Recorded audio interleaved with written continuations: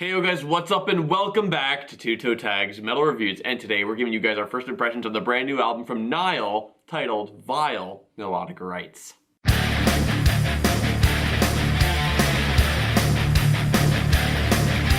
So Nile's a band that I never really listened to that much, gonna be honest, but from what I have heard, like Vile showed me a little bit, and you know, we listened to I think a single or two that came out, and from what I've heard, this band is really fucking cool. Yeah, you know what? I've been listening to Nile for a lot of years, but I've never bought an album. I don't have a favorite song.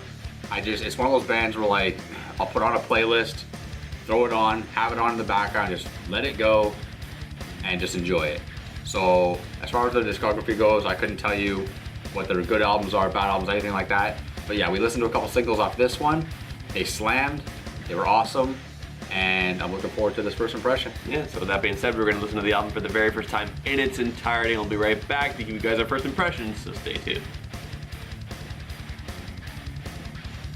Alright guys, we just listened to Vile Nilotic Rites for the very first time in its entirety, and I'm going to open up the floor and say I'm kind of disappointed with this album. Now, this band are like, their music is crazy. There's so much stuff going on, really fast, insane stuff. The drumming is ridiculous, like the execution of this guy is nuts, yes. But my biggest issue is just that everything kind of sounded the same.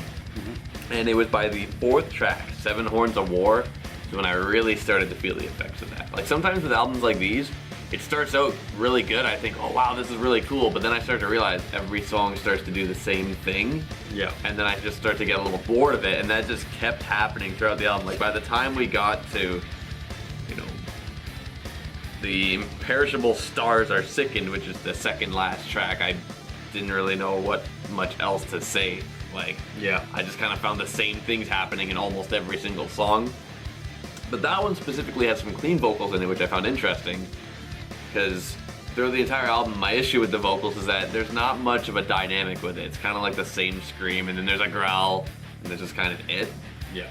It's just very, very consistent. Now, I was kind of thinking throughout listening to this album, you know what, this would be a really good background music, and I still feel that way, like, after listening to it. Like, I think you could just throw this on, like, while you're busy doing something, and it'll feel fun. You don't have to focus on it. But when you do focus on it, it's like, there's so much in every song, but it's so much of the same thing happening over and over. Yeah. That being said, I mean, I really liked the first track, Long Shadows of Dread, which had a really cool, like, chain in the chorus. It's kind of like weird, but you could hear like the sound effect that to me sounded like a chain, and I liked that. Like this band has like this Egyptian theme, and I kind of like when they utilize that. Yeah. And they did that with an interlude track that I liked a lot, actually. It was number 8. Thus Saith the Parasites of the Mind. These titles. So that was a real, like I wrote, that was a breath of fresh air. Like it felt good to listen to. I liked it. And I'm pretty sure Where Is the Wrathful Sky, the track right after, also played on that a bit as well. Yep. Now, there were 2 8-minute songs on this album. One of them was Seven Horns of War, and the quiet part that happened there was cool. It adhered to that theme, and honestly, the whole second half of that song I liked a lot. It's just the first half sounded like everything else on the album, and that hurt the song so much. Like, if you just cut it down into just that second half, I would love it. Yeah, TV Fish is right. This album does suffer from monotony. A lot of the stuff you hear does sound basically repetitive and the same stuff. This is a band that's like, these guys are exceptionally talented when it comes to their execution, but they lack presentation.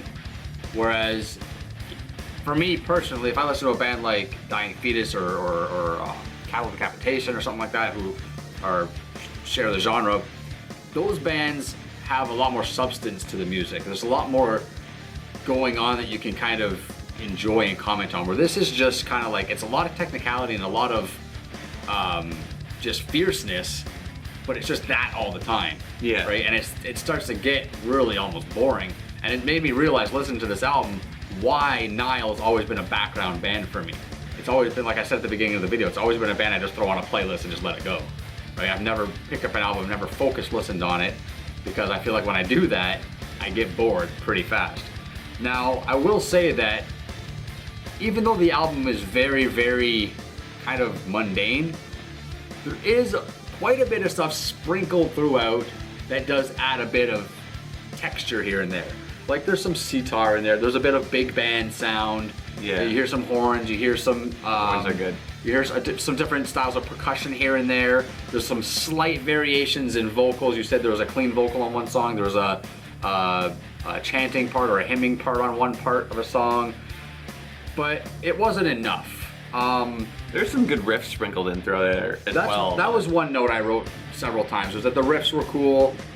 You know, good riffing. Guitar solos were a little bit too disjunct for me. Very technical, but a little bit too disjunct. They didn't have the flow that I like for a guitar solo, but still not bad. As far as individual tracks go, like I don't really have anything that stood out a lot, but That Which Is Forbidden, which is track number 5, I felt like that song had the most promise in its intro, because it has this slow, brooding intro that kind of just creeps in, and it goes like that for a while, but then it just snaps back into everything else that's been typical for the whole album. So you get fooled, right? And I don't know, there's stuff like that throughout the album where like they go into certain parts or certain grooves and I'm like, oh yes, this is what I'm talking about. And it doesn't really last very long, and then it goes back into their just like, you know, blast beats and just as many notes as they can play on the guitar as possible. Like it's a bit over centralizing to the album. Yeah, and I mean, I think fans of Nile will definitely dig this. This is right up their alley, but yeah, with the band being that consistent, fans of the band, like this delivers exactly to what they would want. Yeah, but I feel like this is gonna fall into the place of a background album for me.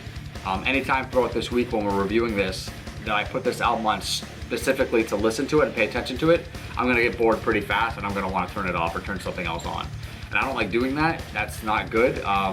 So I'm hoping that, and I say this every week, for an album that I have a ill feel of the first impressions on, I'm hoping that I can learn and start to appreciate things that I might have missed on this first impression listen.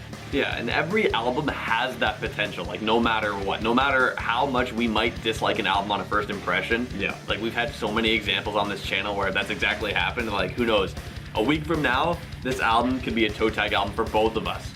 Possibly. Like we don't know, like that's what's so great about giving it time, because you know, just on a first impression, hearing it once, we're kind of on it, but we're gonna do exactly that. We're gonna listen to this album constantly for an entire week, and we'll be back to give you guys our final review of Vile Nilotic Rites. Anyway, that's all we got for you guys today. Remember to like the video if you liked it. Comment, tell us below in the comments what you thought of this album, if you like it, if you don't like it, if you agree with us, you disagree with us, just comment below. Subscribe if you guys are new to the channel. I'm TV Fish. And I'm Vile Self. And we'll see you guys later.